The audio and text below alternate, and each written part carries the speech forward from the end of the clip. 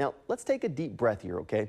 Having a starter suspended to start the year isn't good, but in this case, it really isn't bad either. Let's break this down to a way that we all can kind of relate. If you're looking at getting a new car, ideally your old car is still running, right? So you can go test drive the new vehicle, see how you like it, see how it handles out on the road. Sometimes you even might test drive it maybe more than once just to make sure that you're making the right decision.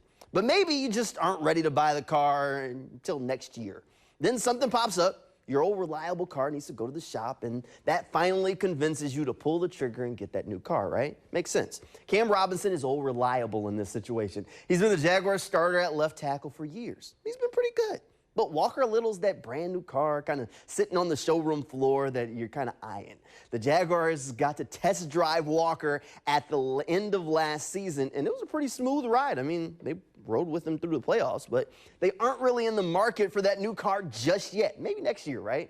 But now Robinson is in the shop for 4 games with the suspension. So Jaguars are going to get to do another test drive of Walker Little at left tackle. And sometimes once you get that new car home, get in the garage, and you just can't bring yourself to take it back, right? Little's going to probably be the same way. If those 4 games of the season just go smooth as butter and he plays well and he looks like the left tackle of the future, it's going to be tough for the Jaguars to pull him back and put him on the bench for Robinson when he's ready to go in week 5. Now, that's with rookie Anton Harrison taking over on that right side, and getting Little cemented on the left side actually helps the Jaguars a lot, because besides having 2 kind of young bookend tackles, the Jags will likely be moving on from Cam Robinson at the end of this season because his contract situation. So knowing they have that kind of shiny new car already ready to roll and test-driven, it'll make the transition really smooth. So not as much of a big deal as we've kind of been led to believe early on.